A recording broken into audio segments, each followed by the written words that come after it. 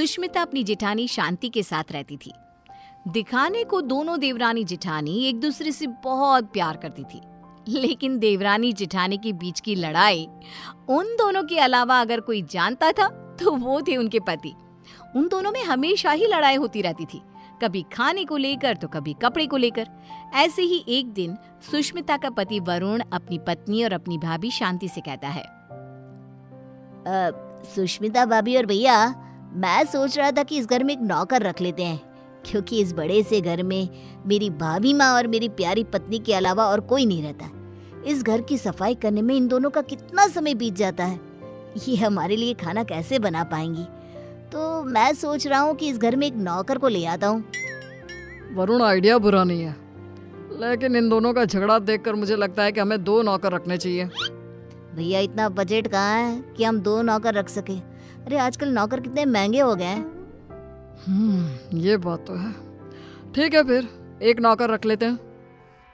हाँ, इस घर में नौकर ले आओ, लेकिन 1 नहीं 2, क्योंकि जो नौकर मेरा काम करेगा, मैं नहीं चाहती कि वही नौकर मेरी जेठानी का भी नौकर बनकर रहे। हाँ, मैं भी नहीं चाहती कि मेरा नौकर तेरा काम करे।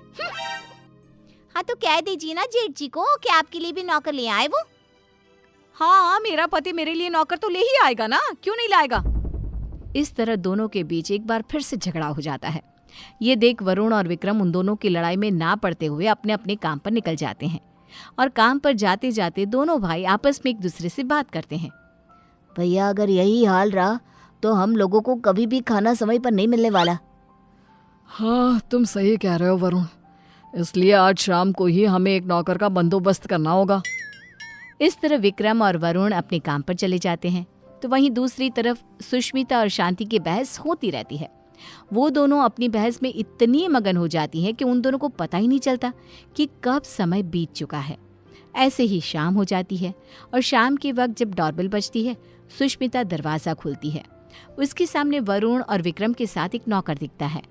उस नौकर को देखकर सुष्मिता वरुण से कहती है, अरे वाह वरुण जी, आप तो आज सुबह नौकर की बात कर रहे थे, और देखो शाम को आप नौकर भी ले आए अपने साथ। पति हो तो ऐसा, वरना ना हो। सुष्मिता की बातें सुनकर शांति का गुस्सा 7वें आसमान पर पहुंच जाता है, जिसके बाद वो अपने पति के ऊपर चिल्लाते हुए कहती है, अजी आप क्यों नहीं लेकर आए? आपको दिखाई नहीं देता मैं कितनी थक जाती हूँ? अरे भाग्यवान, इस नौकर को मैं और वरुण हम दोनों ही लाए हैं। श्याम लाल किसी एक की चाकरी नहीं करेगा, बल्कि वो पूरे घर की सेवा करेगा। हाँ भैया, बिल्कुल ठीक कह रहे हैं। श्यामलाल, किचन ऊपर है, जाकर खाना बना दो। ठीक है साहब। श्यामलाल किचन में जा ही रहा था कि तभी शांति उसे रोकते हुए कहती है, अरे श्यामलाल, पहले तुम मेरा और विक्रम जी का खाना बना देना। इन दोनों को क्या है, इन दोनों का आराम से बनाते रहना, क्योंकि ये लेट नाइट्स होते हैं। ठीक है मैम साहब। अरे ऐसे कैसे? श्यामलाल, पहले तुम मेरा खाना बनाओगे। बेचारा श्यामलाल उन दोनों की बात में फंस जाता है। वो सर पर हाथ रखकर बैठ जाता है, क्योंकि उसे समझ में ही नहीं आ रहा था कि पहले किसका खाना बनाया जाए। ये देख अब विक्रम श्यामलाल का समय फिक्स कर देता है, और अपने समय अनुसार श्यामलाल अपना काम करता है। कुछ दिन तो घर में शांति का माहौल बना रहता है, लेकिन एक दिन श्यामलाल कपड़े धोने के लिए सुष्मिता के पास जाता है और उसे कहता है, मेम साहब, कपड़े धोने के लिए हैं तो आप मुझे दे दीजिए, मैं अभी आपके कपड़े धो देता हूँ। उसकी बात सुनकर शांति आती है और उसके ऊपर चिल्लाते हुए कहती है, श्यामलाल, तुम पहले मेरे कपड़े धोगे। अगर तुमने मेरे कपड़े नहीं धोए तो मैं तुम्हें नौकरी से निकाल दूंगी। जी, नाम तो आपका शांति है, लेकिन आपके अंदर ना शांति नहीं है बिल्कुल भी। अरे इस समय वो मेरे कपड़े धोएगा। हाँ, श्यामलाल उन दोनों की बातें सुनकर फिर से एक बार फंस जाता है। दुखी होते हुए कहता है, मेम साहब, आप दोनों ही मुझे अपने कपड़े दे दीजिए, मैं एक साथ कपड़े धो दूंगा। नहीं, हमारे कपड़े एक साथ नहीं धुलेंगे। नहीं, हमारे कपड़े एक साथ नहीं धुलेंगे। उनकी बात सुनकर श्यामलाल बेचारा एक बार फिर कंफ्यूज हो जाता है, और वहां से मुंह लटकाए नीचे किचन में जाकर काम करने लगता है। ऐसे ही समय बीतने लगता है, और एक दिन श्यामलाल शांति के कमरे में कुर्सी पर खड़ा होकर पंखे को रगड़ रगड़ के साफ कर रहा था। ये देख सुष्मिता नौकर के ऊपर चिल्लाते हुए कहती है, श्यामलाल, तुमने आज तक इस तरह से मेरे कमरे की सफाई तो नहीं करी। अरे ऐसी कौन सी मेहरबानी करी है जेठानी जी, जो तुम उनके कमरे की इतने अच्छे से सफाई कर रहे हो। श्यामलाल कुछ बोलता तभी शांति आ जाती है और सुष्मिता को जवाब देते हुए कहती है, देवरानी जी, आप कुछ नहीं बोल सकती क्योंकि अभी आपके कमरे की सफाई का समय नहीं आया है, तो आप मेरे कमरे में आकर अपना लेक्चर मत दो श्यामलाल को।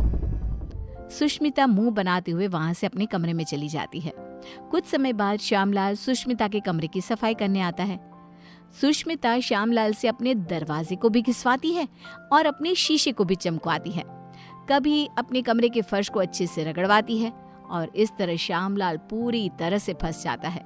उसे समझ में ही नहीं आ रहा था कि इन दोनों को कैसे संभाला जाए, लेकिन वो बेचारा करता भी क्या, मजबूर था।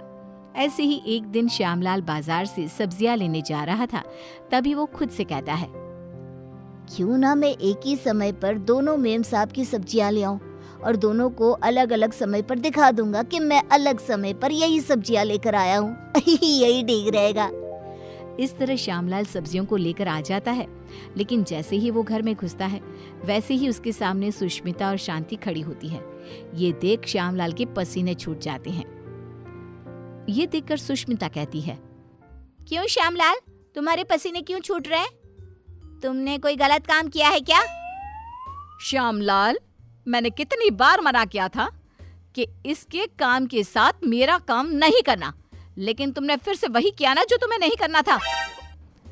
इस तरह दोनों अब श्यामलाल को खरी खोटी सुनाने लगती है और इतना सुनने के बाद कोई नौकर उनके घर में काम कर ले, ऐसा तो हो ही नहीं सकता। इसलिए श्यामलाल ने जवाब देते हुए उन दोनों से कहा, मेम साहब माफ करना, लेकिन मैं आपके घर में और काम नहीं कर सकता क्योंकि एक ही काम दो बार करना बड़ा ही मुश्किल हो जाता है। अरे तो क्या तुम उसके पैसे नहीं ले रहे हो? उसकी ये बात सुनकर बेचारा श्यामलाल चुप हो जाता है और ना चाहते हुए भी उन दोनों का काम करना पड़ता है। अलग अलग समय पर एक ही काम 2 बार करता हुआ खुद को देख वो बहुत परेशान होता रहता है। परेशान होकर विक्रम और वरुण के पास जाता है और कहता है, साहब मैं और काम नहीं कर सकता, यहाँ एक ही काम 2 बार करना पड़ता है। अरे एक काम अगर कोई 2 बार करेगा तो परेशानी हो जाएगा ना, इसलिए मैंने अब ठान लिया है कि इतने कम पैसों में मैं नहीं काम करने वाला। अगर आपको काम करवाना है तो आप किसी दूसरे नौकर को ढूंढ लो।